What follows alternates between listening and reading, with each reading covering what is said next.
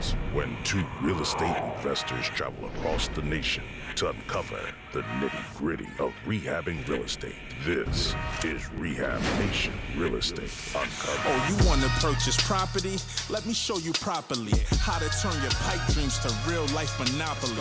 First things first, what's your budget like? If you don't keep your budget tight, good luck trying to go to sleep at night. You going hard money? Nah, this ain't hard money. But interest only 12 months, could leave you scarred money. It's only one way, get in and get out. Tree houses like fish, the way I'm gutting them out. Break it down to the studs, gotta clean out all the bugs. This is where you separate the real from the duds. Now what you waiting on? Go get your framing on. Time is ticking, 30 days, your first payment gone. I know it's getting rough, but now it's time to rough. Put some pressure on your subs, don't let them call you bluff. No sticker, no payment. I don't care who they blaming. It could be your uncle, who related.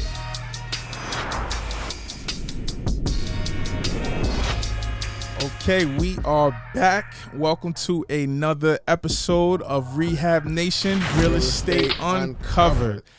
Today I'm super excited. One, because I'm back in my old stomping grounds of Beantown. Indeed. And Chris, I was up here for a certain amount of years, but we were able to reach out to this brother online and told him what we're doing.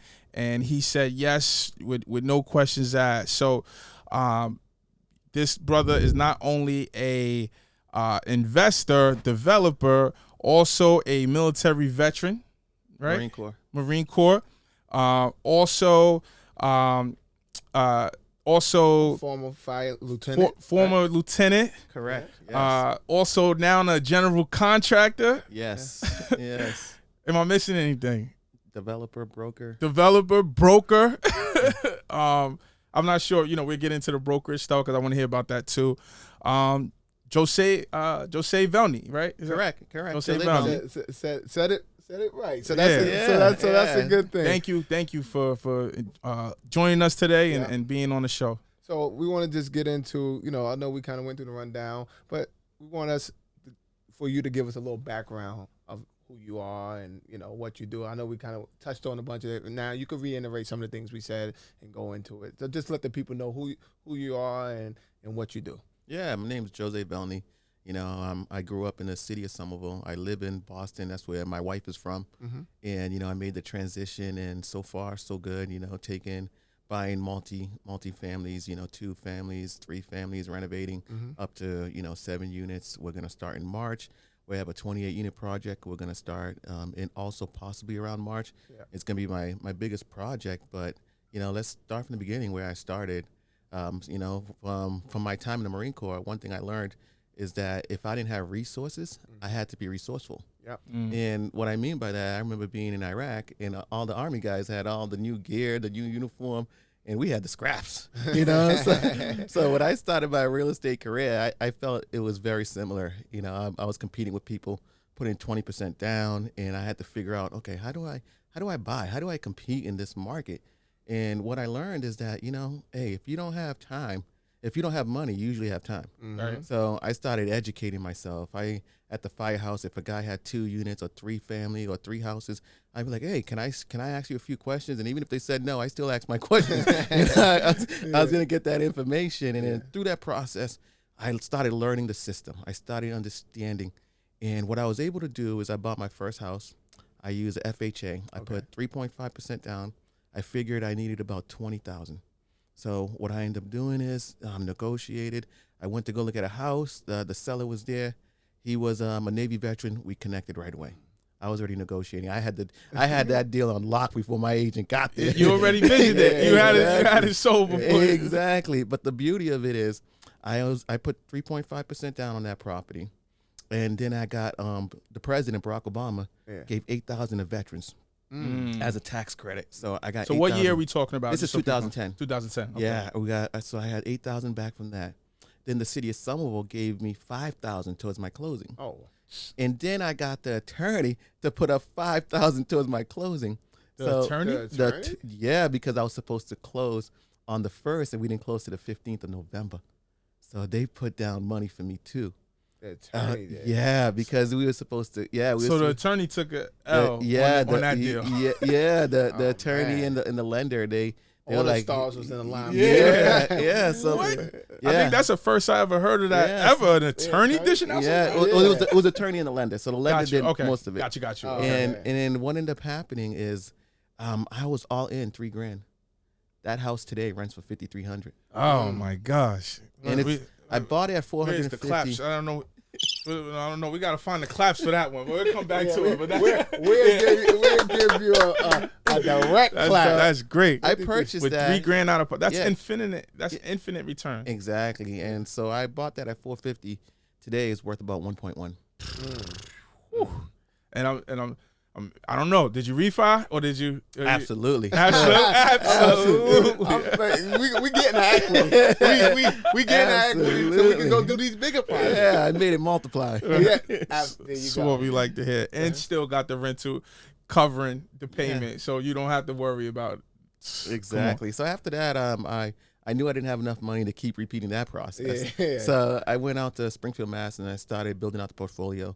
We got it up to 30, Yep. and then I turned around and started selling them one by one to start buying more in Boston. Yeah. And I think it was 2016. I spent a lot of money. I was playing. It was like Pac-Man. Yeah. I was eating everything. Yeah. Right. So I ended up buying. I decided, I'm gonna do my biggest rehab, because at the time, when I was in Springfield, what I learned was that the property management company was managing 300 to 700 units. So I took all their systems. I learned all the processes, Yeah. and I said, if they could do 300, I could definitely do 30 in my own Right. portfolio. Yeah. So as I brought it back, one thing that I didn't know was the construction side. So I had an issue. I hired a contractor, and he did do the right thing. I had to take him to court. It was a lot of stress. Yeah. But now that I look at it, it was the best thing that happened to me. And the reason why I say that is because I realized I was in the wrong seat of my business. Because I always said, you can go to Home Depot right now and you bump into a good plumber. You bump into a good electrician. But that contractor's, oh man, Right. that's rough. Oh yeah. That's rough. And we're gonna dig into that a little bit more because we have so we like to take the whole we like to take our listeners and Through the viewers whole to the whole process, right? So before we get there to the contractor headaches, which we all know We all oh so experienced. well, let's talk about how you find your deals. How does Jose go about Generating the lead. generating leads? Well, right now, like I said, I sit predominantly in the construction seat, the construction manager seat. That's what I graduated from Wentworth Institute of Technology. And I also sit in a developer seat. And what a good friend told me about a book called The Pumpkin Plan. Okay. And at the time, I was doing too much. I was an investor. I was buy and hold. I was kind of being in the construction seat, but I wasn't really focused at any of them. But that book explained that, if you want to build the biggest pumpkin, you got to put all your resources. You start off with 10, and then you see which 5 grows the biggest, and then you keep those 5. And then you see a couple months later, you see what 2 is the biggest. You keep those 2 until you have one big pumpkin. So for me, my biggest pumpkin is being a contractor and being a developer, and everything feeds off of that. And what I mean by that is now that I don't focus on my brokerage, I don't focus as being an agent, other agents feel more comfortable sending me deals over other agent-focused investors. So they're really bringing those deals back because they know I can give the listing on the back end because I'm not really concerned with that. They just know that I could be a possible partner on deals, and that has opened a lot of doors. But from when I began being a creative finance guy, I still do that today. So I'm still buying on the open market. Okay. So I'll give you an example. I bought a 2-family in Roxbury, which I bought. It was on the market for $900. And I paid $920,000 for it. And the reason why I did that is because I said this 2-family is worth about $800 as is. Yeah. But I'm willing to pay more because I noticed that it had a plot of land that I can build 3 more units. So, for example, if you take if the valuation is $800 for the 2-family, and the land is $300, in my opinion, you're at 1.1. Right. So the value was already there to make the deal happen. Right. Now my struggle was getting somebody to see my vision. Yeah, to see the way you saw it. Yeah. So I went to one hard money lender, and they're like, "Man, you crazy." I went to the second hard money lender. I said, "Listen, I don't care if you tell me no, I'm gonna do this. So you're with me or not?" Right. He's like, "Oh, I can't do it." Yeah. Went to the third investor, and third hard money lender, So- and he said, "I can do it." So did they not do it because the plans were not approved, and they Correct. Okay. Because the land wasn't permitted. Right. It wasn't subdivided right. or anything like that. But what I was able to do when I talk about still being a creative guy, it was 3 houses down from a house I already owned that I bought 3 years prior. So I refinanced that. I made commission as a broker. So I was all in on purchasing this house at $20,000. It's fantastic. And that's how you made it happen. Right. That's exactly how I made it happen. Now, So, okay. So, I'm sorry. Go ahead. no, go ahead. So, all right. So pretty much you find your deals through agents and you go on market. And for you, I just want to summarize it for the people. I understand what you're saying. You create opportunities that other people can't see is what you're pretty much what you're saying, right? Like you take a deal that, maybe it's a bigger lot size than the other, houses in the area that I could potentially put 2 or 3 more units there. And now I'm inherently increasing the value versus, so now you don't mind buying on market because you know what your vision is versus somebody else who just sees it for what it is. What it is. Exactly. So it's kind of twofold. So like you said, I'm pushing that value into it. Right. But that value add because of how I look at it. But secondly, in my market, like keep going back to being a contractor developer, a lot of people are still intimidated with new construction. So because I'm not intimidated, I'm willing to I can make this happen. Right. Because I know my schedule's tight. I know my estimate's tight. I know my finance is tight. Yeah. And if I can control all 3 of those, then my product is going to be tight. Right. That's a fact. So basically, you generate your leads more or less by people bringing it to you. You're not really out there cold calling and doing all that extra stuff to get the deal. The deal's kind of marketed more or less to you in that regards. Or do you do a little bit of both? Yeah, so I still do a little bit of driving for dollars. Okay. But I'm not like, okay, I got to do this for 2 hours. No, if I'm going out to eat a burger or going out to eat anything and I see an ugly house, they're going to get a postcard. I use Deal Machine. I'm not sure if you guys are familiar with it. Yeah. So I love using Deal Machine. And the other part for my marketing is I use Carrot website. For SEO. I rank high in the Boston market, Somerville market, anywhere near Boston. Martha's Vineyard. Yeah. I started a site within 3 weeks. I was number 3. Wow. Yeah, so that ranks really high. But I'm not really closing a lot of deals with Carrot. I love Carrot. And the reason why I love Carrot is because of credibility. Right. And I was going to say the brand credibility. Yes, brand credibility. Everybody goes online. They're researching you. There's times I've been to sellers' houses and they tell me about my business. Yeah. Like they know my business better than I know so I'm already pre-qualified. Right. Exactly. Exactly. And it becomes a warm lead at that point versus somebody that's a little standoff because they're like, who's this Joe Schmo? Right? Yeah. Who wants to buy my house? Right. Exactly. So they know my brand. Right. They know what my company's about. But credibility on the streets is you can't put a price on it. Yeah. Because at the end of the day, and you guys been in the game a long time, it takes years to build that credibility. But if you do wrong by somebody, you lose it. It's like a bridge. Yeah, no, it's a fact. Now tell the people about Carrot for the viewers that don't know. Just briefly, if you could just run down, because I know a lot of people are like, what is Carrot? Carrot is a SEO website. So it's a site that's targeted to mostly home sellers. But it does more than that.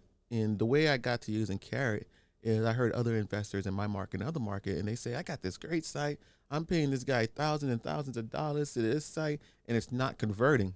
Right? That's a problem, right? Because I don't care how Which pretty it is. a lot of them don't convert. Right? Yeah. Because Carrot understands the marketing aspect of it, it's not only trying to get people on the page, it's trying to keep people on the page and inside the page, stay on the page longer, but also put in the information. Believe it or not, I have so many, private lenders on just from Carrot. and it's kind of like, I don't want to call it, well, it's genius, because the way it's set up is, you put in the information in your house, and then they bring you to a new page, and then they ask you for more information. So you could have quit it after the first one, but once somebody's like already on the second and third, they give them more information. Right. And then one of the questions, even for investors that want to be on my buyers list, it's, hey, would you lend private money? It's just a question, right? It's not like in your face or anything. Right. It's like a yes or no. You can skip it if you want. But a lot of people are like, oh yeah, absolutely. Right. That's great. And we love to hear that private money. Yeah, private money. That comes a lot cheaper. Yeah. Well, not always. Well, not always. Well, because people, private and hard is it's different. Yeah, it's because hard money's hard money, right? Yeah. Private money is like, hey, somebody come to me and say, hey, I got this deal. Can you give me $500,000? And if it makes sense, Right. You're not looking necessarily for the same return than the hard money lender, which is strictly all their business and the points and all that. So, I need some of my private guys to hear. You guys hear this? Yeah. my private money is a lot cheaper than the hard money. That's a fact. I can't say the same. I probably average. It's more convenient for me. Yeah. Definitely not cheaper for me. Oh man, you gotta get rid of those guys. Oh man, don't say that. Don't say that. So let's jump into So all right. So when you get a deal, right, and you're looking at it, like, what is the due diligence you have? So for example, in our market, if I'm buying a rehab project, right, in the Jersey market, North Jersey, where we at, there's a lot of oil tanks, right? So when you go into a deal, you want to make sure you do an oil tank sweep, because if you don't, you buy the house and then later on you fix it up and the buyers do their own oil tank sweep. Now you can have potential leakage, contamination. Now that can go for $20, $30, $40, $50,000. You didn't add it for it. Now you in the red potentially.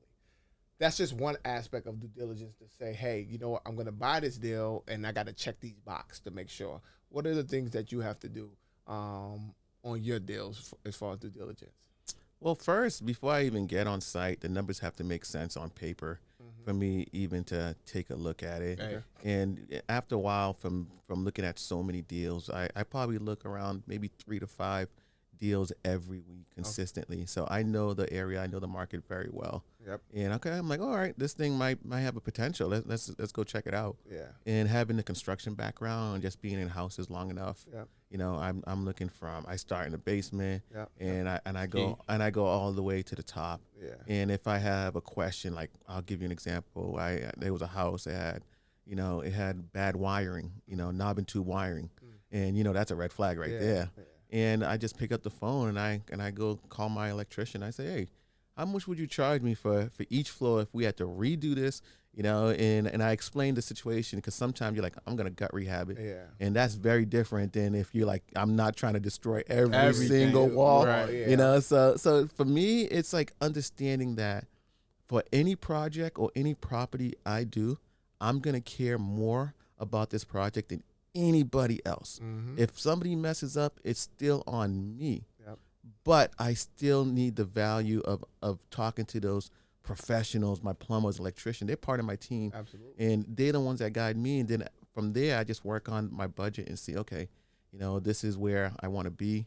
The interesting thing is when I start talking about like new construction, because you don't have to worry about anything in the walls. Yeah. You already know what it is. You know what I mean? You build it, you build the wall. Which once you get past the permit process, which we'll talk about later, is really like a rehab, except less headaches, because you know what you're dealing with once you get to the framing, Absolutely. And that's why I really like new construction, but we still like old construction, because we're in Boston. All these houses like 100 years old. Yeah. Right. And I want to get into historic, and if they have historic in terms of like getting approved for permits and stuff. But so what deals do you say no to?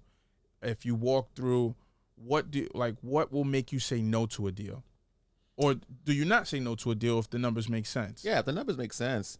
You'll figure it out. Yeah, actually, I prefer those deals. The deals that have the most headaches is where I can increase Those the are the value. gems. I can value the most. I can push that value, especially with my expertise. Like if it had like a structural issue, I'm gonna get my guys in there like, hey, what do you think? Yeah. I've been in the industry long enough. I have good connections, and I'm like, you know what, this guy might be able to do it for $20,000, but I got a guy that could do it for 10. And sometimes that could be the difference of them taking a deal or you not taking a deal, Right. of understanding what your team is. because the way we're like snowflakes as real estate investors. Every one of us is different. You give me 10 investors, look at one house, they're gonna come with 10 different numbers. Yep. You know what I mean? It's just like They that. have a different So formula and what their different much- exit strategy. how much you're looking to make? Right. How much you? Yeah, that's key. Yeah. Yeah. Yeah. If you're financing or buying with cash, Yes. can make or break a deal. Where you are in the game, if you're just starting off, or you've Right. been in for 10 years or Right. 20 years, all that Yeah. plays a big part. That's a fact. So, okay, so yeah, pretty much you don't say no. No, It's, no. it's the numbers. And Yeah. they don't have oil tanks in Boston. We I'm have assuming. oil tanks, but we usually don't have that leaking issue. No. No. So are they underground? No. Okay. No, for the most part, they're not They're underground. not underground. Yeah. Okay, so that's not like a thing up here. Yeah. Okay. Yeah, that's like a major Yeah. thing in the North Jersey market. Every episode, I'm realizing like Jersey's just on this oil tank situation. Yeah. I think New York a little bit too. No, the New York episode Yeah. was real. You know, Yeah. the process of what they had to go through was like, whoa. No, I'm saying just oil tanks. Oh, in general. Well, yeah, I guess it's a it's Jersey. a thing, Jersey thing. You know. So when you do find the deals, and we talked a little bit offline, what is the process you go about financing the deals? Right? Are you doing hard money? Are you doing cash? Are you doing conventional? How are you funding your projects? A little bit of all of them, and it's interesting because the financing market is always shifting. Yeah. And what I mean by that, the property I told you, that the 2-family, and then I refinanced the 3-family I own 3 Yeah. doors down. Yeah. A hard money gave me a 30-year loan on it. You know? Yeah. See, you say Hard money, 30 years. Yeah. 30 years? Yeah. Let's Wow. rewind that. Yeah. I think this is about to be another real house fact. He's about to educate the game. 30 year on a hard money? Let's talk about Let's, that. Yeah. Please, let's get into it. Yeah, I think that just like we're very competitive, and there's a lot of people in our industry, and they're getting more and more. Real estate's very sexy. We haven't had a recession in a long time, and I think it's very similar for hard money. They're being very competitive amongst each other, Right. so they're always trying to get a better program. Yeah. For So are they putting you in a construction loan and then refining you into something long term, or is you're starting off 30 year? starting off 30 year. Stop. 30 year. Hold up. Let's rewind. 30 year interest only loan. No, it's not interest only, but they structure it structure it like a bank. Okay. So the interest rates is probably a little bit higher. Gotcha. But they still, let's say, like 60 to 80% of their portfolio is just construction loans. Right. But they still keep that small portion, especially if they really like the investor. Right. Gotcha. Wow. A 30-year hard money money. loan. Yeah, and it's not just one. It's a couple that do it in the Boston area. Wow. Yeah. No, that is unheard of where we're from. Well, you know what?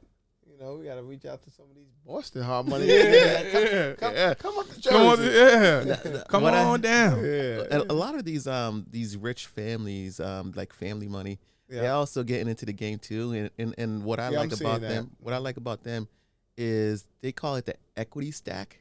Right. So if you bring them a good deal, they'll figure it out. They're Right. like, okay, where can we make this connection for you, Yeah. or can we put our own money? And they're really helping you Or figure it out. JV with Yeah. you, depending on. And to me, that's huge, because it lets me focus on what I do best, Yeah. which is build, Right.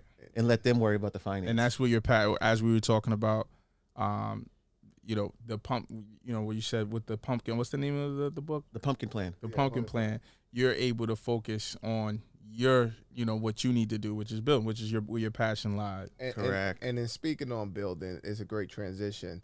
So what is the process for your permits, right? So, in your market now, obviously you got new construction and building from the ground up, and then you got the old houses that you're rehabbing. Let's start with just a regular rehab first.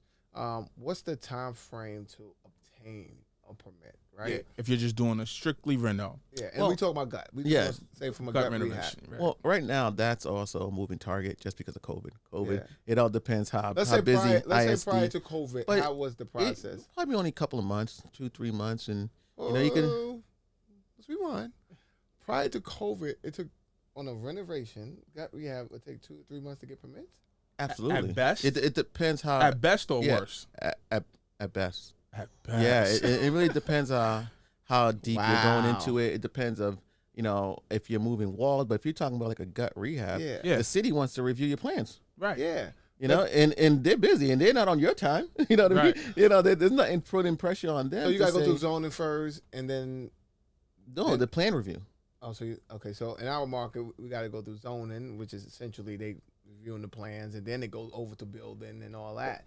So For us, zoning is really if we're like changing the layout or changing what the use is. Right. But so as far as that, we just go straight to the planning, get a good architect to draw it up and go straight through there. okay, so y'all go through plan review. Yeah, Our zoning department is reviewing the plans and making sure you keeping it within that same, zone that it is, and then they move over to the building department on the rehab. And is there a different building department for, let's say, Dorchester to Roxbury or to Boston? It's out like No, the city of Boston, it's all one? Yeah, Boston is just all one. Okay. We have different neighborhoods, and Boston's a big But city. y'all all got to go But- to one building department. Correct.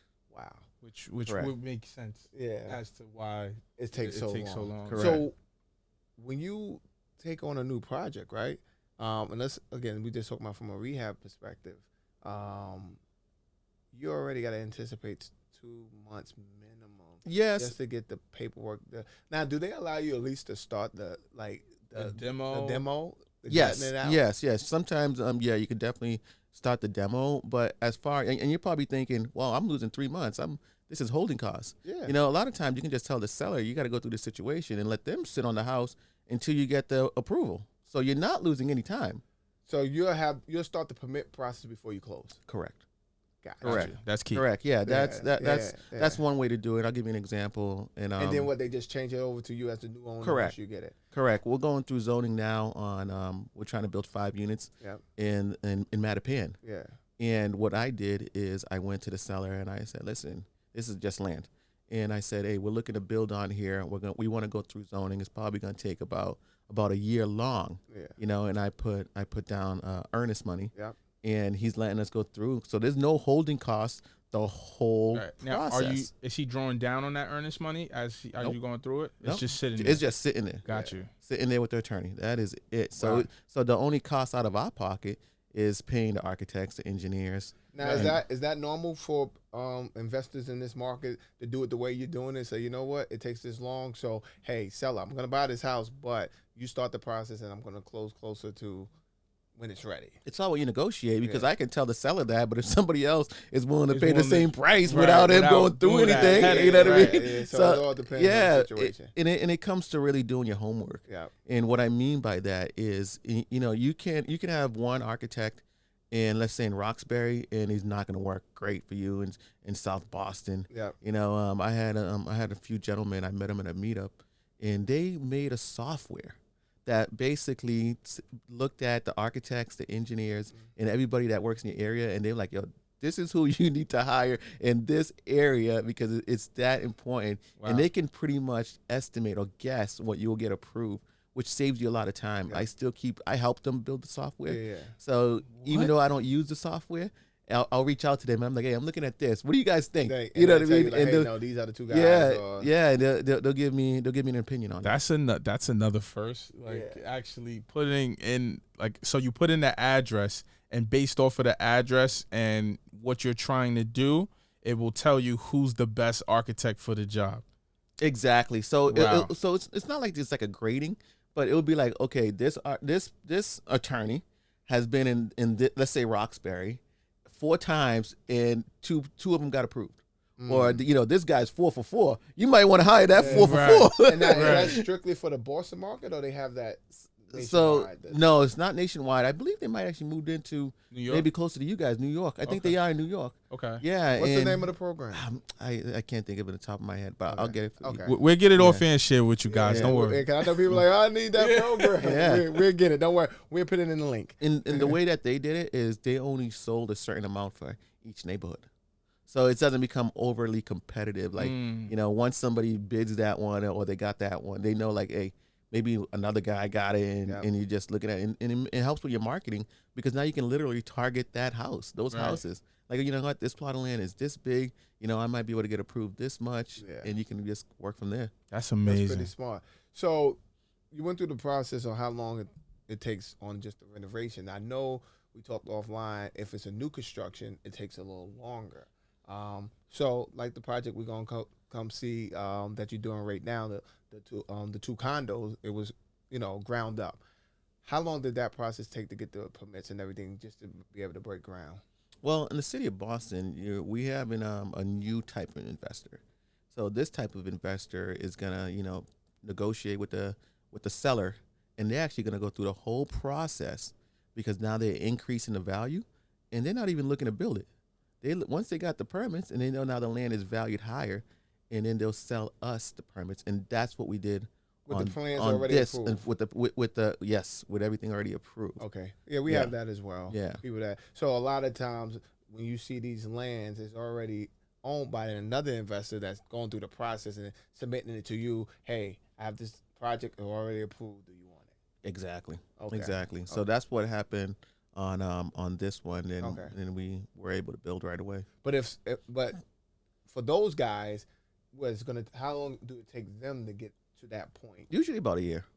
About a year. Yeah. About a year. So for a ground up new construction, get plan review, everything submitted, ready to go, about a year. Yeah, it takes about a year, and then once that year's over, usually you start going through like the plan review. So now your project, what you're trying to build, is approved. So you have like a couple of 2-3 pages of a drawing, Yeah. but that doesn't give you the details of Yeah. what is going to be built. Because Right. you might say, hey, I'm putting this kind of wood, and then the structural engineer or the planning engineer for the city might be like, no, you need it to be bigger. You need to be stronger for whatever reason.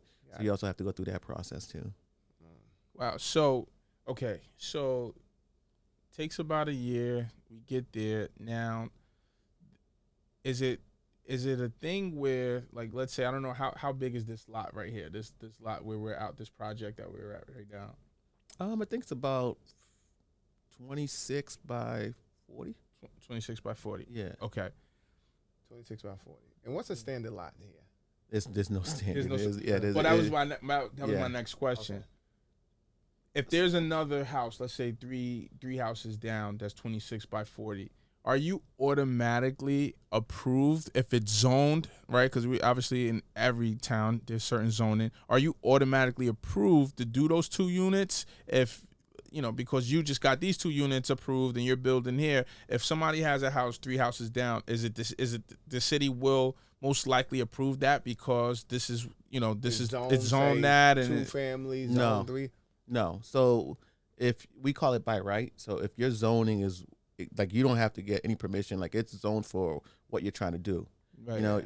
What happens is, now if you say it's zoned for a 2-family area, Yep. let's say 5,000 lot Right. for a two family, and you want to build a 3-family, now that's a variance, Right, and there could be right. setbacks and stuff like that. Correct. And then you have to go, but just because somebody else got approved doesn't mean you're gonna get You're approved. gonna get approved, right? And I remember being back in college, and my teacher used to tell me, hey, I can teach you how to build a house, but if you can't be a good politician, your project will never get off the ground. And what he means is, when you go to these neighborhood meetings, if they don't like you, forget about it. Yeah. Like if you, That's true. if you're known for having high grass and not taking care of your stuff, Yeah. the neighborhood gonna let it be known. Right. Yeah, we You don't know, want this guy building here. Exactly. And they just shifted, well, not just, but now those meetings are happening virtually in our area. So it's like you really don't get to know, but they invite the neighbors and everybody else to come on the Zoom, Yeah. and anybody can oppose the project for whatever the case. So for a lot of developers, it's like you wanna make sure whatever your project, whatever you're doing, that you're contributing to the community in a positive way, because your project will definitely get knocked down. Absolutely. For my company and for my partners, we have rules. Like, for example, there's 2 condos that we're building. We'll give $2,000 back to a community center or somewhere back to this organization close to that house, Wow. to that project. Yeah. And like the 7-unit project is a bigger project, there's more profit. We'll give $5,000 back. Wow. Because we don't want to take away from the community. We want to improve the community. Not only like improve it that. by bringing this brand new house, but also leave that money in there to help that community that serves us. Right. There's- Wow. And That's just major. just meeting you now and getting to know you, even offline when we talk, when you say when you have a hard money lender or somebody of that nature, you bring them to your community so they can invest into that community if you go out to eat. So that's good that you have that thought process to always want to give back, because everybody don't, right?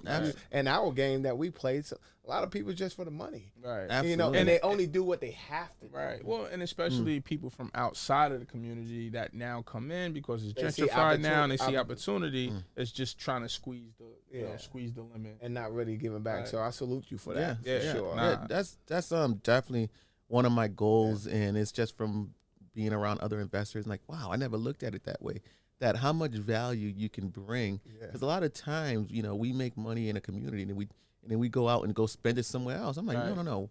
What if we just take all these people into our community? How much empowerment we can bring to our community and build it up? Yeah. And make more people want to come, right? By the value create that the you vibe, create, right. in the community. Because the problem is that a lot of people don't realize there's always this stigma, like especially like bankers, they'll lend anywhere if there's a good deal. Yeah. You know what I mean? But imagine bringing them to where you're investing and changing their viewpoints of you, but also your neighborhood. Your neighborhood. Right. Yeah.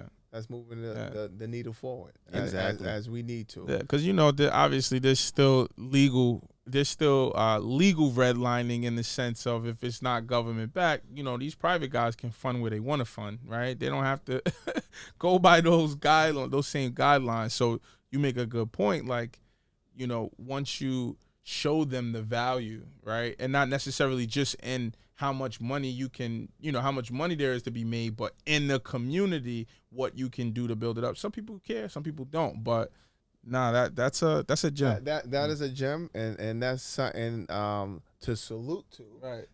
What we usually do on this show, right around this midway point, and it's not a necessity or obligation, as we like to say. Yeah. But we always come. We always come with something new, and this is what Uncle Nearest. black owned. Black owned. Yes. This is 93 proof whiskey. So we always take a little shot at Yeah, a every little market. toast. Just to salute one, us meeting our guests, and two, the work that you're doing is incredible. So we do want to just celebrate that, and why not? Well, I can tell you, I don't know too many Marines that turned down alcohol. Well, that's good. That's great to hear. What we can say is there haven't been any guests that turned it That down. turned it down. So it's not a Marine thing; it's a people thing. It hasn't been. It's been Mondays. We came. Yeah, Mondays. It's like, listen, it's like you, and I haven't tried this before. So, Well, that brings you to a good point, though, is that as what we do, we don't really have bosses. Like we can do as we please. Obviously, you can't be reckless and ruin your whole day. Right. You know what I mean. But that's the beauty. You can go on vacation when you want to, as long as you have the right systems in place while you leave. Right. But I mean, that's a blessing. Like if Thank you. that we get to do that. absolutely, if your child has to go to the hospital or if your wife needs something, you can be like, oh, you know what? I'm gonna My go family handle comes first. Right. Yeah. Hey, give me a minute, and I'm gonna go handle that. But work's still progressing. Yeah. It's still moving. No, it's a blessing that we do get to do that, for sure. That we have that flexibility. So off of that flexibility, we out here in Boston. We really appreciate you sitting down and dropping jewels. And like I said, this is the midway point because what we're gonna get into next, we're gonna talk about managing the project. And sometimes you need a drink for that. Amen to that. Sometimes you need a drink when you wait until get into managing. Let me see. A drink and That's my favorite part. a drink and a psychiatry. Yeah, it's not bad. Yeah, I like it. I like it. It's not bad. A nice little sweet to it. Oh, and it's black owned, so we Makes it even better. This is good. Yeah, we salute that. Uncle Nearest. Hey, that's my uncle. So the quick story behind Uncle Nearest, he was the originator behind Jack Daniels. So supposedly, Uncle Nearest was really the one who created Jack Daniels, and over time, I guess his family, decided like, no, we gotta let his legacy live on. And Yeah. they created this Wow. brand. Yeah, that's amazing. So, And more of those stories need to be told. Yep, Absolutely. 100%. Shout out to Uncle Nearest. yeah. So we appreciate you. Enjoying this nice Yeah, drink. yeah, because that is so important. I remember I bumped into a real estate investor, Yep. older guy, and somebody told me, "Hey, go check out this house. I think this guy's looking to sell." I'm talking to the neighbor. The guy drives by, so I'm talking to him, and I'm like, "Bro, how did you buy so much property?" And his story was fascinating because basically what he was saying is because when we had the white flight, when everybody left after the Martin Luther King issue and everything like that, they were looking to give away the real estate. So basically the way he explained it is when the Caucasian people moved out, they also left and they took that value with them. Even though the house was still great house and great condition, they took that value. So he was buying houses at, 500,000.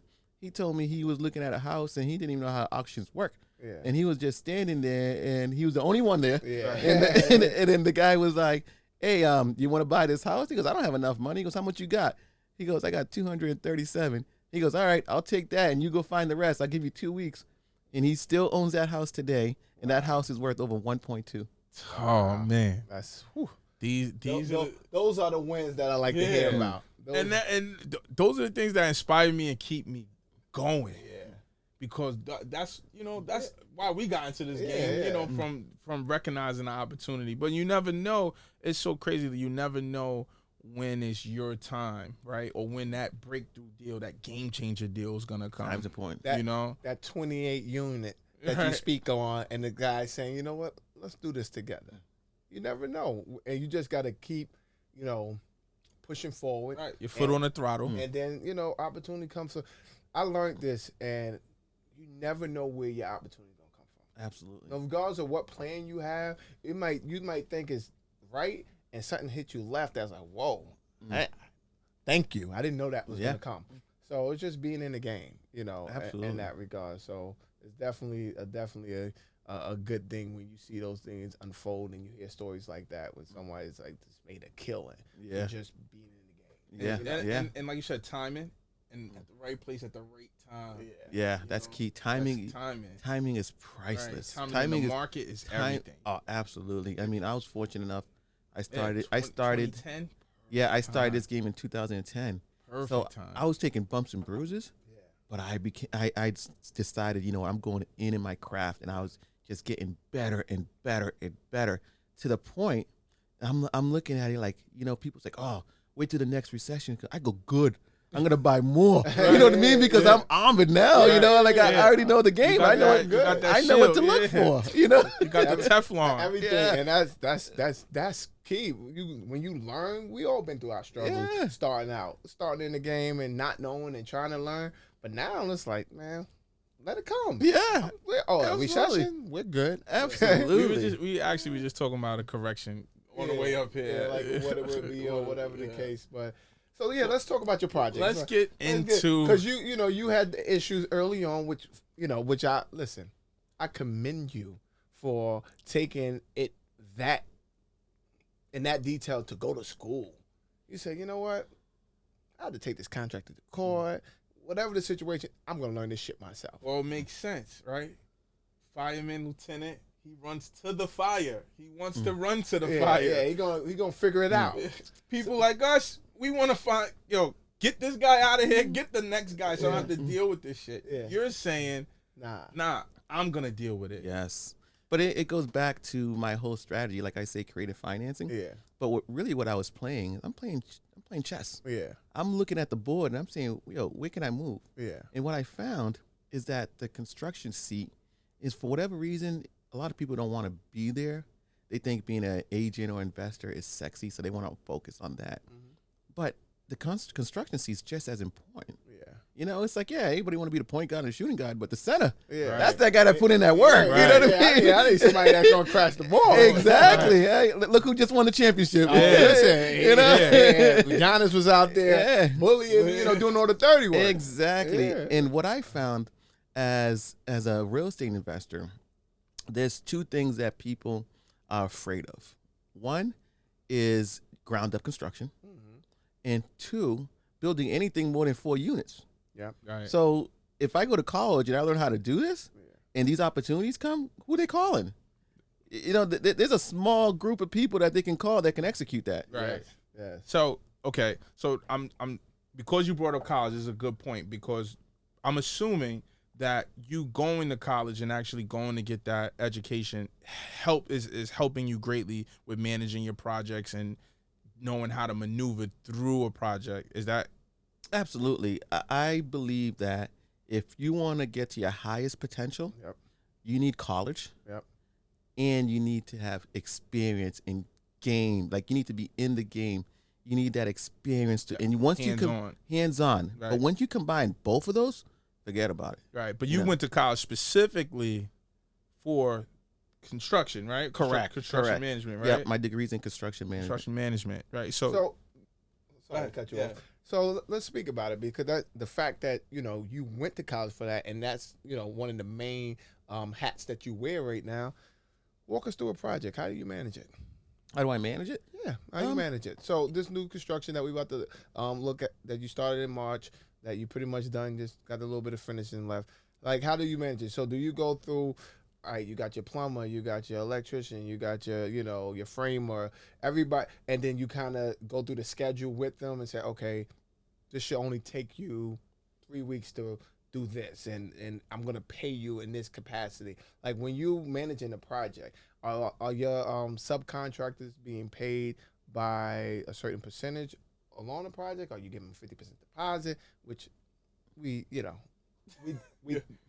despise, but how are you doing? Well, I mean, the beauty of it, of doing high volume, yeah, is that most contractors, they love getting paid on time. If you pay your guys on time, Yeah. that is half the battle. Yeah. They will work their ass off for Yeah. you. So that is really key, and just being upfront for them. So, one thing that we do in my company and my partner, what we do is, if they do a job, we're paying them before the bank even comes out and pays us. That's huge to them. So that's very effective. And another thing are you paying your guys weekly? Or No. So we pretty much sub out everything. Yeah. So when you sub it out, and then they give you, hey, this the invoice. wire this house is $20,000 hypothetically. Are you paying them in like a full portion? Once they finish, it depends on the contractor. So, for example, on this project, we had a new plumber. He's just getting his feet wet now, but he's experienced, but he's starting his own company. Mm-hmm. So, someone like him that might not have as much cash, we're gonna give him enough money to buy the materials. Let's rewind a little bit, because I don't want to jump over that. You say you paying your subs when they finish. Correct. Meaning, when they start the project, they're not getting a penny. Correct. so you don't pay anything for a deposit? I didn't want that to slip Yeah, over. yeah, no, I that's good. want you That's to good. run that back. Yeah. So if you want to bring it back, Yeah. it's two type of contractors, right? Yeah. So I said, if there's a contractor that we've been working with for a long time Yeah. that's experienced Yeah. and that can fund it, Yeah. once they're done with that, let's say this, but we're not talking about the whole project. Yeah. We're talking about, okay, they got the rough, Exactly. The rough, right? right? We're not talking about, okay, they went into the finish. No. No. Right. But even for the even rough. more rough. Yeah, some of them can hold that materials, and they'll just bring the invoice after that part of the job is and they done. won't ask you for anything. No. So for them, they're banking on the fact that you're experienced and you're They know you're going gonna pay them they because know your you're gonna history pay shows because that. your history. Exactly. And we probably have them on 2 or 3 projects. Right. Yeah. Is that the industry standard here, where people pay once the rough is done? Is that the industry standard, or is that your standard that you've created because of your track record? The industry standard, unfortunately, is that, you give an invoice, you're getting paid 30 days later or whatever, somewhere in between that, somewhere around that. Even on just a regular rehab. project? Absolutely, yeah. Oh yeah. man. So nobody's cutting any checks. No, not yet. Not yet. Oh my gosh. I gotta get the boss. I gotta get the boss quick. You know what? I love you, Jersey. I ain't coming back. but like I said, if we have a new contractor, if we have a new contractor, listen. In our market, some contractors they're not gonna get it, but some contractors will ask for 50% up deposit. front. No, they don't get it. They don't get it. Right. Inexperienced ones, they might. Right. But the fact of the matter, like, you're talking about till they finish the rough end. I do have a couple of contractors that I work with, but again, we do a lot of deals together that they don't like they don't press for money, but then you got others. Today's Friday. Yeah. I need that. It's payday. Yo, But you know the problem. The problem is that most contractors are always strapped for cash. right. Right? Yes. But so we pay, you know, as soon you want to hurry up and get it done, you get paid, you know, and our guys are very loyal. So for example, But they still got to pass that rough inspection. correct. Before, like they be Correct. done. Yeah. So we had a HVAC guy, Yeah. and he called me and he goes, "Oh, I'm gonna be over this weekend," and I called him on Monday. I go, "Hey, did you get your stock list? You didn't call me." He goes, "Well, it's Mother's Day. I didn't want to bother you." Guy came on Mother's Day, and he was estimating what the materials are gonna cost, and he purchased it Yeah. without us giving him a check. Wow. I like that. Yeah, that's some. Listen, That's different. that's a real, Real house. Listen, in the Boston market, that's a real house fact. Nah, But they I'm ain't not paying saying them. it's like that for every investor, but Yeah. it's the relationship that we build and the credibility we build But you in our said area. at best the industry standard is 30 Yes. days from an invoice, Absolutely, yeah.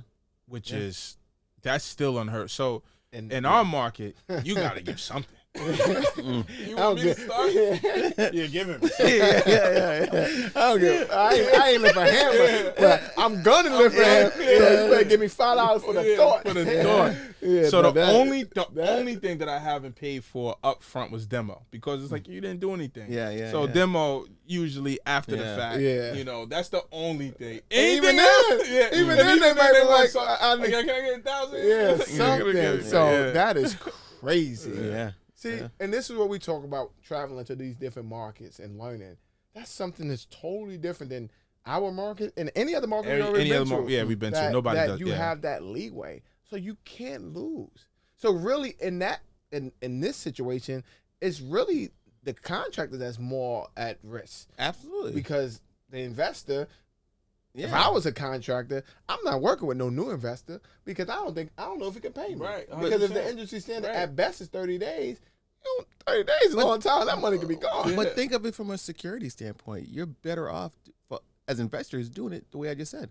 Absolutely. Yeah, no. That's what I'm saying. No, we love the way you just said it. Let's make sure we're clear. Yeah. The No. way you just said is, I would take that all day, every day. That's what we want. Yeah. That's what we want. So yeah, no, that's like that mind blown Yeah, emoji. yeah, it's like, if I whoa, could have that yeah, mind blown yeah. emoji When they going do the over- edit of this, go Yeah, tell the edit. they gotta have the mind blown my emoji. brain right there because Yeah. that's everything. You Yeah. can't you can't lose. Yeah. You know, and and in this game, and they're gonna get the job done because they already started working. They know they ain't got no money. Right. So And they have to. At Yeah, that but point. see, like for example, right?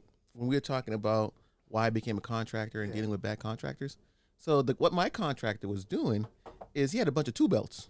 So you think he's coming, but he like, oh, I'm going to go pick up some stuff and leave his two belt. He's going to the next house and doing the same thing. but he wasn't getting paid. Like, how was he getting? But that's the thing. If you didn't pay him, like, where was the dispute? But that's because I didn't know any better. So you I was paying him. I was paying him. There you go. Ah. Yeah. That's why. Yeah. Okay. Yeah. So he caught you because you was inexperienced at the time. Exactly. Yeah. Yeah. So that's why. So maybe that's why the contractors might like the inexperienced guy. Out here. Like, yo, they don't know no better. Yeah. Yeah, they Give me that check. They gonna give me a check. I ain't gonna even be there. Oh Wow. That's yeah. No. interesting. That's so okay. So You want me to go back into explaining how I Manage how the you project. manage? Yeah. Right. So I use I looked at a couple different softwares and I did some split testing, and I ended up going with a program called Contractor Foreman. Say that again. Contractor Foreman. Okay, Right? contractor foreman. And I like that because I think I was in that middle ground because I think a lot of these softwares are based on either if you're like a big commercial contractor Yeah. or if you are a residential. Most people are not in between where Right. I really was. So I felt Contractor Foreman for the price and for what I was doing, because let's say Builder Trend, right? Builder Trend is a great software and it has a great platform for residential because your end user, your home owner Yeah. is looking at your project and looks pretty and looks everything. I don't need them to look pretty. Yeah. My end buyer is not buying until the project is done. Yeah. So I really didn't need that. So Contractor Foreman really worked out.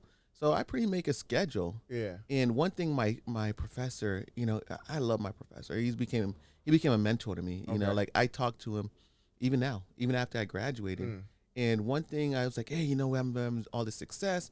I'm doing X amount of projects. And he told me, He goes, now you need a program so you can overlay all your projects, because when you overlay all the projects and you can see in real time, okay, I'm gonna be short on money at this time, and I'm gonna be heavy on money on this time, because if you do it individually, you can't see that. Okay. So I need you to dig in a little bit more for that. So pretty much when you say overlay, you're meaning you can't with that software, you can put it all on together. one, Exactly. and then it show you what's happening based off of your budget, your current budget that you have. Well, your budget, but also just a schedule. Just look at it as because you put the payment schedule in there already.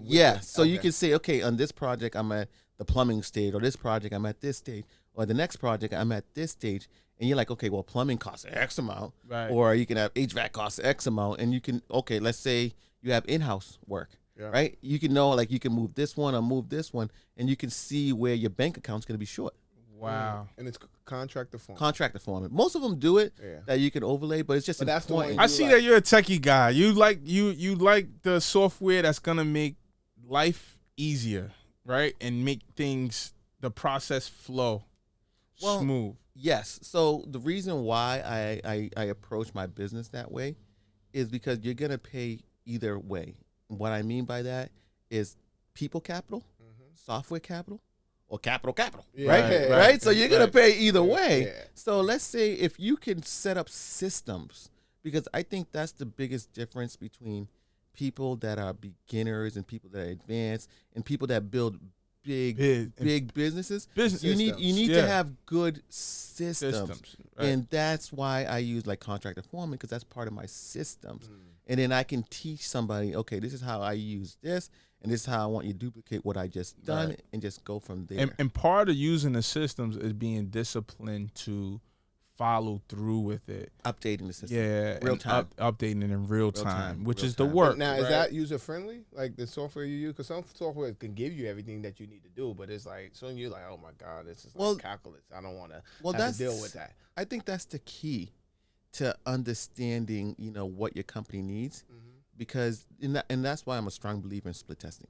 You know what split testing is? I assume it's trying different at the same time. Yes. So you're doing two different softwares, same project at the same time, to seeing what works best for your company. Gotcha. Because the system's only as good as the people that are going to use it, or your company, or whatever is using it. That's as good as the system. 100%, which is why it comes back to the discipline and those, those processes that you put in place to make sure, right, that those accountability measures to make sure the systems are being used. Absolutely. So with that being said, right, and now that you use contractor foreman to kind of manage your projects, what are you seeing maybe prior to using that, or even currently using it? Are you on schedule typically, or meaning with the time frame? So if you say, hey, this project's gonna be 6 months on schedule and on budget. Yeah. Well, I mean, if you're not using the system, you're guessing. Yeah. Right. So at the end of the day, any system is better than no system. You got to have a system for sure. Right. And we use our own system in house that we created, and we track everything.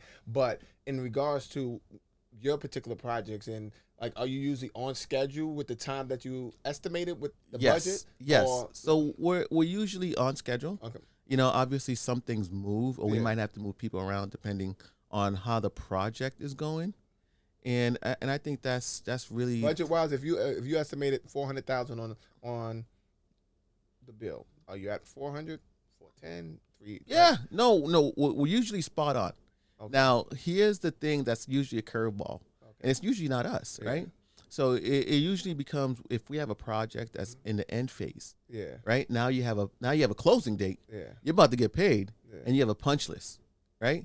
So you're like, okay, I'm scheduled to have my painter on this project that we're working on, but we're trying to get paid. So now you got to take your painter for that project so he can go finish that punch. Exactly, Right. but you are fine with that, because that wasn't a fault of your own.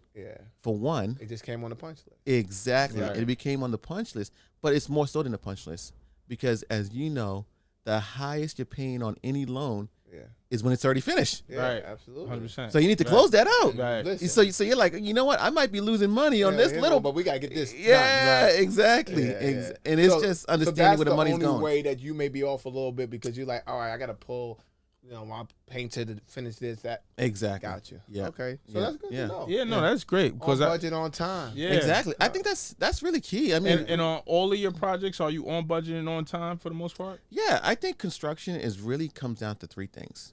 You got your finance, you got your estimate, and you got your schedule. Right.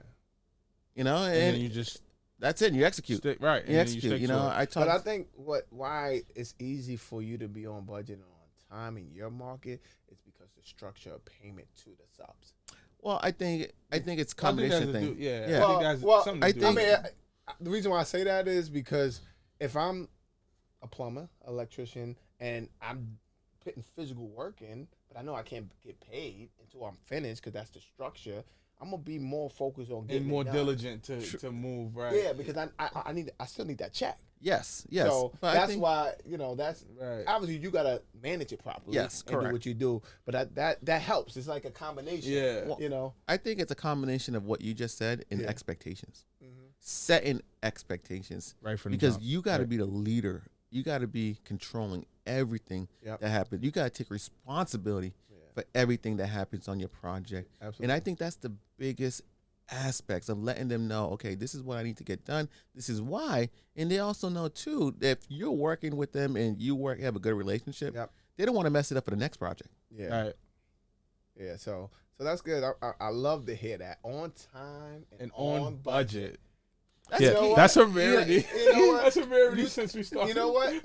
We about to create a shirt for Rehab Nation. It's gonna say on time time and and on on budget. budget. Yeah. You know, Yeah. they gonna be like They're gonna love it. I went coming to a store near you. I went to a meetup to a great investor in my market, and he says, I'm never on time and on budget. I said, God. I said, Mike, I almost gave me a heart attack just sitting there. Yeah, 'cause no. I think it's so important. Yeah, no, I might give you another heart attack. I'm super honest. I've never been on budget with any of my projects. None of them. And I'm not proud of it, but I'm honest about it because I want to get better. But listen, I've been doing this a long time. I go through, I estimate, I have my schedule, everything, what's gonna cost. I put my quotes in, and But let me ask you this, and I think I already know the answer, right?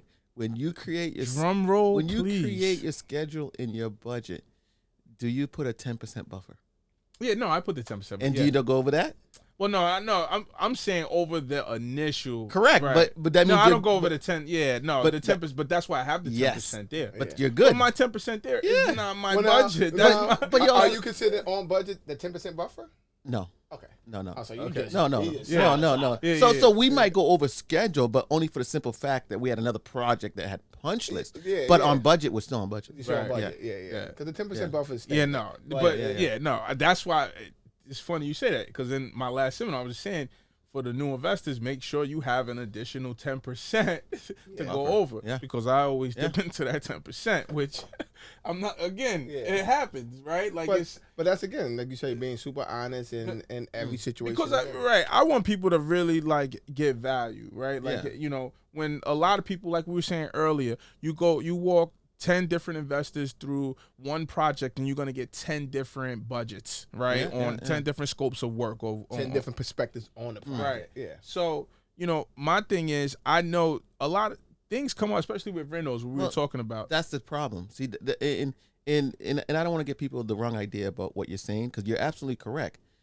Where you're mostly focused on renovations, I'm focused on new construction, so I can control more. Right. Well, no, but I'm saying even sometimes with my new construction, right? Because I'm doing new construction right now. Actually, I got a headache that You're dealing with on one of his, on one of his a meter headache with the building department. That's another conversation. But even with that, sometimes the cost of what you intended, the subs end up coming later, or if something changes, right? For example, during COVID, the lumber price changed, Yeah, you can't right? control that, So yeah. like certain things happen where it's like, oh damn, I started this project with that. Now mind you, that's an extreme, right? Because COVID is a once in a lifetime, hopefully, situation. But there are other little things like that come up like that. For example, and this is something small. My fence, when I gave the guy my deposit for my fence to put it up, it was early on in the project. By the time that I was ready to actually do it, he didn't buy the material, but he's ready. He's like, listen, I can't do it at this price anymore because the price points have changed. So that's what I talk about. Like, let me ask you this. So when you finish a project, do you ever go back to the board and say, like, okay, this was what I estimated, this is where I am, and now you look at last 5 projects and then now base that data to the new project? 100%, and which is why I'm getting better. Which is why it's smaller. But when I say on budget, like, I'm talking about, like, I really want to be on budget. So if I said it's 350. Came in at 349, 350, you know what I mean? And not a penny more. So if I got to spend 360 or 375, for example, this project or new construction, since we're talking about it, I have to move my gas and electric meters that are already set because of the town. And they approved my roughing, but because of an egress walkway, now they're making me move my meters. That I did the project right next door and they approved it. But the guy said he missed it. But let me ask you a question. Sure. Does it really matter? Because I'm sure when you estimated that project, there was enough room, enough profit that you were happy regardless. Oh, no. You know what I mean? I'm still happy. Yeah, exactly. No. You know what I mean? He's making the money. We're not talking about profit. That's what I'm saying. You know what I mean? Right. You're bringing this thing that's not that important to, like. No, it's important. It is, though. It is. On the point of off budget, Right. not on the point of on a profit. Are we still eating? No. I'm not hungry. Yeah, exactly. No, Yeah. I'm gonna be very happy with the outcome. Let me just say that. But at the end of the day, the things that happen, it's different for everybody. So if everybody's not as liquid, or you don't have that cushion, and again, a lot of this is for the newbies, the people that really want to get involved, that think like, oh, if I just got the 50 grand for the reno, but here's what it's gonna get done. But here's what you're saying, right? You're talking about continuous improvement of trying to get there, and that's what the new people should be doing anyway. Right. Yeah. Right. Because guess what? If you're starting a new project, you probably don't have a baseline. No. Right. So you gotta start somewhere. Yeah, you got to create that baseline. Yeah. Yeah, That's a fact. Yeah. Yeah, That's true. And get that content. Yeah. So exactly. So when you finish on time and on budget, that's my new slogan. On time and on budget. So when you're on time and on budget, what's your exit strategies on your deals? Are you flipping them out? Are you buying and holding? What is your strategies once you complete your projects? Most of the projects we sell out. Okay. You know, we definitely keep some buy and holds. Yeah. And those I'm a little more flexible on because, you know, in the Boston market, I'm Somerville, Charlestown, Medford. Yeah. We have a combination of, you know, young professionals that are, you know, they're paying market rate. And then we also have Section 8. Right, so you can't control Section 8. Like if they want to do an inspection on this date, and you don't know if, and they always, and you know they got to justify their job, so they're not gonna let you pass on the first time for the most part. You never pass. I have Section 8, you know, and it's always something. It might be minor, but it's something. I'm glad to hear it's universal. Yeah. It's something minor. It's like, oh my God, this little thing, but the railing, this. Sometimes you leave an outlet open just so they can come to like, It's something. Like, unloosen that. You gotta fix that. No problem. I got you. Exactly. Yeah. That's funny. Yeah. Now in New Jersey, they have two types of Section 8. There is the Section 8 from the city, and then there's Section 8 from the state. Is that is it set up? No. We just it's just not even state by city for us. It's more the organization that's approving that finance. Got it. So you can have like, you know, there's like Boston Metro, there's like Fall River. You know, there's a couple different ones. So it's that organization that kind of like that takes care of it. So you focus more on, and correct me if I'm wrong, but you focus more on your exit strategies. You usually selling most of them right now. Correct. Right now we've been selling a lot, but you know I believe in generational wealth. Yeah. So we still have a good holding, but in the Boston market because you know it's so expensive to get the down payment. What determine the hold properly, right? What type of project will you say we got to hold this one? For the most part, it's usually the number of units. So the numbers usually work a lot better. Anything that's 3 units and up. Anything that's 3 and up, you're holding. Yeah, where the condo market is a 2 unit, They So usually you got my same philosophy. Yeah, he was saying that. That's for my years philosophy. now. Yeah, that's Anything he was 3 or saying up, that. I Years hold. and up, Yeah. he was saying Anything that below for- that, I flip. yeah. So, You know, my you know what you're talking about. my biggest headache is actually my one condo, but it's actually it has the most value, so Yeah. I really can't complain with So you're it. dealing with it. Yeah, So exactly. once you flip out these projects, right, and you make whatever you make, the good money. Yeah. What are you doing with those profits? We go to Tulum. We like to go to. Yeah. Are we sitting somewhere on a yacht? Are we drinking some Uncle Nary? Yeah. Or are we 1031 exchanging? What's the philosophy on it? under the mattress. Yeah. You know, No, anytime I buy or sell anything, Yeah. I usually have dinner with my wife because she's like not in the business, Yeah. but she sees my struggle. Yeah. Oh in the my God. business. God, I need to get that.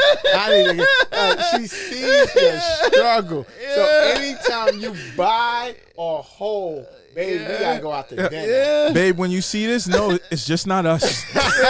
It's just not us. Hey, this is a part of the game. It's a part of the game. Exactly. She knows your struggle. So first thing first, when that profit come in, you and wifey are going out to eat. So that means you must have had a closing because when we initially spoke, you said, "Oh, I'm going out to dinner with my wife." I don't know if you remember that conversation. Yes. No, that was not a closing, not- but it was a close friend who was a real estate agent had a function that night. Got you. Okay. Got Yeah, you. so, No. so that's the first thing. So after you and wifey go out, have a 5-star dinner, everything else. What's the next play? Go back to work. Going back to Going work. back So to you've work. reinvesting the money back into yeah, another Are project. you? So how much do you allocate a certain amount for payroll, paying yourself, and a certain amount back into the business, or how do you usually break it down?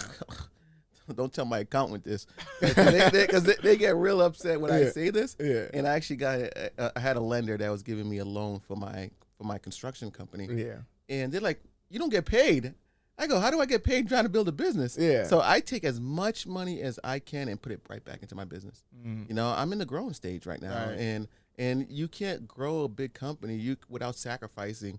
So you for just where take are. what you need to Yeah. survive, Exactly. and everything else go back into the Exactly, because the way I envision it, the way I see, and because somebody asked me this yesterday, where do you see yourself 10, 15, 20 years from now?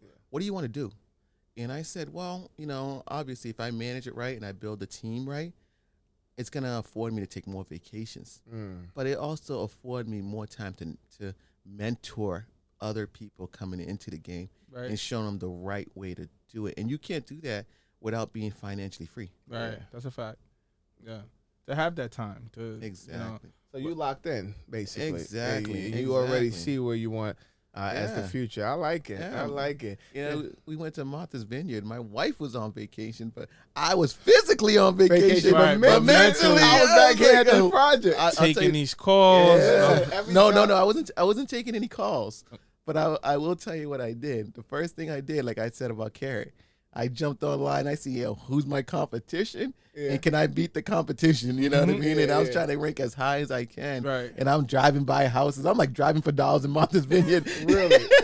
It's a Absolutely. lifestyle, Yeah. and it's key because you said that earlier that like you drive for dollars. You're not driving for dollars, but whenever you you're in the identify- car, Yeah. whenever you're out, you're Yeah. driving. And so he always talk Absolutely. about that. He said, I'll be out with the wife and the kids, and we'll just be about to go out to dinner or something, and I see a house, and I'm like, oh, I got to make a U-turn. I'll Yeah. pull over or See, make a it's U-E just- real quick. You know what I did? How I improved that system?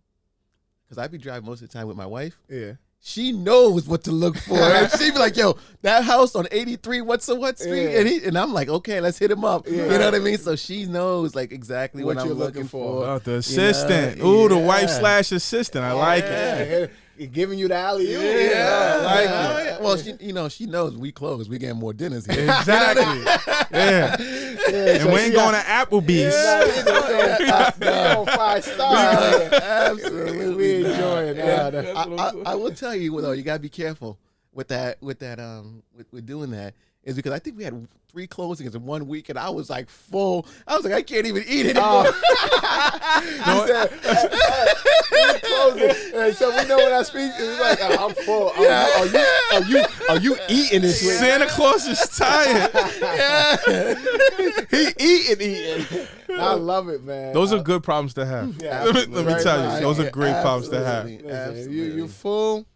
You full on the plate, and you full in the pocket. Absolutely. And that is a win. That is a win. But yeah, man, listen, this is some great stuff that we got.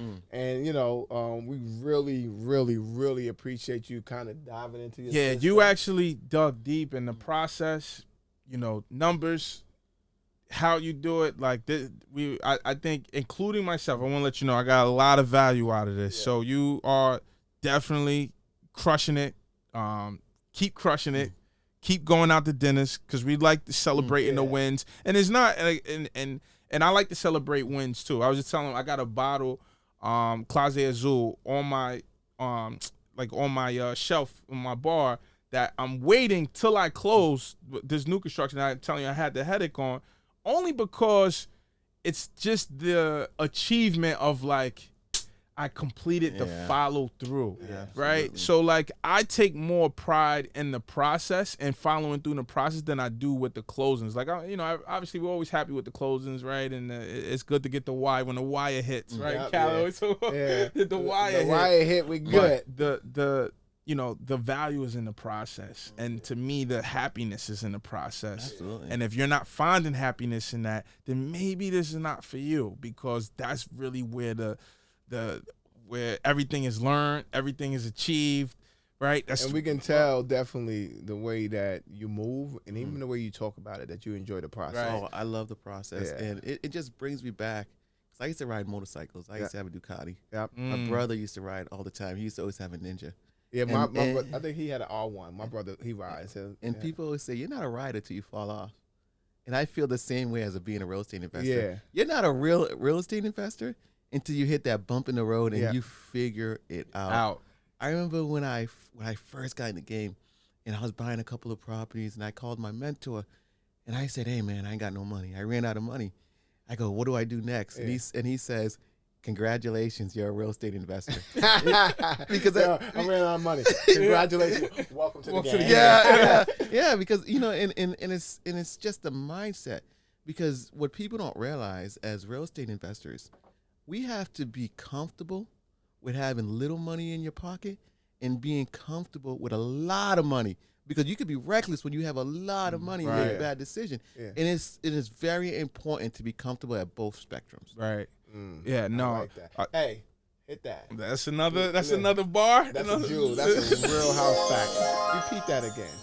Repeat that. When you got to be comfortable having a little bit of money and you got to be comfortable having a lot of money. Absolutely. That's and you got to hold your comfort. Yeah. Because trust me, if I'm going to a house and we low on cash and you try to close that deal, it's a different feeling when you have a when you got a lot of money out on the street and you're like, yo, this ain't come back. No, it's two different. But see, you giving that jewel, it's a jewel because it's true. People think like all real estate investors, this is always cash heavy. And there's abundance of money. Yeah. Now you get to a certain point in your career that you may be super, super, super cash heavy, but if you always in the game, you always looking for the next thing to get to the next level. Exactly. So even if you got millions and you're like, oh man, I could put $2 million into this project, now you're not cash heavy no more. Right. Because you're trying to get to 10 million. You know, so I know a real estate investor has over 200 units in Boston. Yeah. Right, and we're working a deal, and the numbers are tight, and I'm like, yo, I wanted this deal, and I'm like, that's it. Negotiation's over. I walk away from the table, right? 3 days later, he calls me. He goes, hey, maybe we can make this work. This guy got 200 units. He goes, can we make this work? The reason is he's looking at his next thing that he's buying. So it doesn't matter if you have 200 units or 20 units. You know, every one counts because you're trying to get that next piece and move it to your next position. And that's perspective. Yeah, and that's a good point because people think because the guy that has the 200 units may not be as motivated. And sometimes they're not. But if you don't know their situation, he might be trying to buy the 1,000 units in Georgia. We don't know, right? Like, we don't know. Why he need to release that. Why he need that asset. You know, and a lot of people, when they walk in the deals, their first thought is always, well, why are they selling? Right, and they dig into that, but almost in a negative aspect of, oh, well, why would they let this go? Right, even if it's a lot, why do they let this go? Because everybody Everybody has You don't different know their opportunities. situation Right? at You that don't know right time. They're like, you know what? They Exactly. might need that money to do something bigger. Right. Even though this is a great asset on this level, because it's different levels to the game we Absolutely. play. It's level 1, 2, 3, 4. They might be on level 2 and like, man, if I sell this, I can go to level 4 because I see this other asset. So knowing that, like investors, So be new investor, right. So be optimistic, people. Everybody's not trying to sell you something just to get over. as long on as you do your proper due diligence, they might be ready to take the next level and they need to, release just this offload asset. something. It's just, I mean, It's a it's part of the game. It's a part of the game. So yeah, so again, this has been major. I want you to tell the people how they can find you. Anything that you're doing outside of real estate, in the community. I know you talk to us about how you give back. When you finish your deals. But yeah, just if you could just go in, how they can find you and what you're doing outside of real estate right now. Yeah, definitely. Before I do that though, I want to at least drop one more. Let's continue dropping the gems. Just give them some perspective because a lot of people they're starting from the beginning, like you said, like some of the people in your audience, and they don't really understand how to navigate to get to that next level. And I would say one of the best things that I have learned over the years is as being a leader of my company and even my subcontractors' companies because they're depending on me, is that you have to get comfortable making hard decisions. And if you can't, you can never be the leader of your company. Not every decision you're going to be comfortable with. Some will keep you up at night. But no, when you sit in that seat, that is your job. Right. I talk about the flexibility of being able to pick when I go do this or do that. It's the same responsibility as being a leader and understanding that it comes both ways. Right. And Absolutely. yeah, and you're responsible for a lot of people's paychecks when you're managing these projects, right? Putting food on their family's table, right? So it's important for you to make those right decisions because it's And those affecting tough decisions. so many. It's affecting so many people. It's more important not to make the right decisions, to make a decision and understand how those decisions affect other people. Right. And yeah, some may be wrong. So you may be wrong. You're better off right. making a wrong decision and than not making a decision. Right. That's a fact. They're Right. sitting there. And I think that's the difference between the people that have the stomach to go through this Absolutely. and the people that don't, because a lot of people get caught up on those decisions and what am I going to do instead of just deciding and living with whatever decision that they made, and then if it was wrong, figuring it out. Absolutely. And that's the thing, moving off the I think in this game a lot you have to move off the pivot, and you got to know sometimes you got to pivot a lot quicker when you recognize like, oh damn, I made the wrong decision. Now what can I do to correct this to get it back on track? And I think even to what you said, sometimes you gotta make the tough decision. And sometimes people have a problem with making the tough decision. They know it's the right decision, but it's the tough decision. Yes. And the ability to do that, I think that's epitomize what a leader is. Exactly. They can make the tough decision. You can have the right decision, like, I don't want to do that. I don't want to. No, you have to make the tough decision. Yeah. So I agree with you with that 100%. So tell the people about where they can find you. Yeah, mostly on Instagram. My Instagram handle is Josue _Winter_Hill_Homes. Okay. And I'm super excited because I had a talk with my mentor. Yep.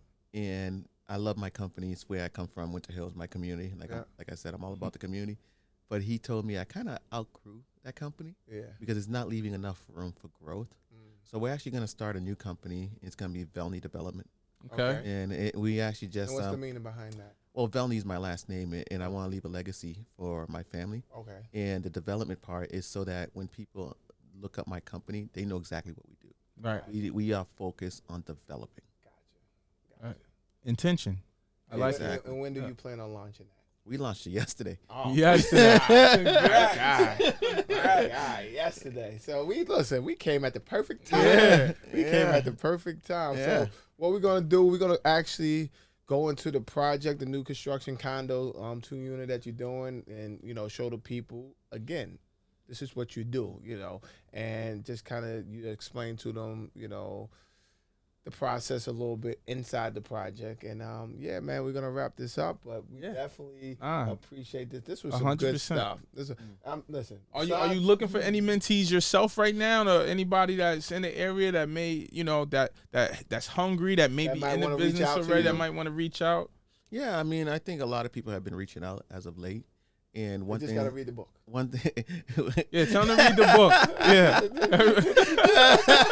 exactly. Hey, well, you can't tell them that. They got to figure it out. You read the book. That's right. Go to school. Right. Yeah, exactly. Yeah, go to school. No. Honestly, that's a more of a one-on-one type of thing. Yeah. But also on a bigger scale, I want to start developing a kind of like an educational, and it's not like trying to make money or anything like that. Sell it, right. But I'm gonna call it mailbox money.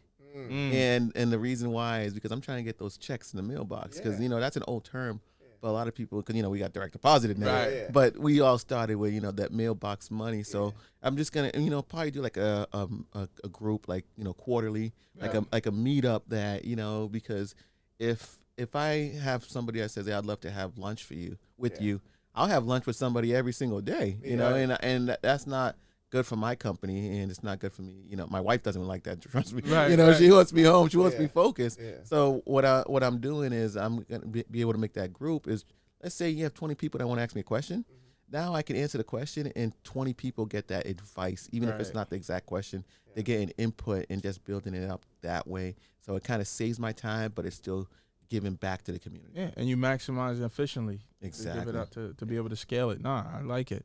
So all my Bostonites, you know who you are.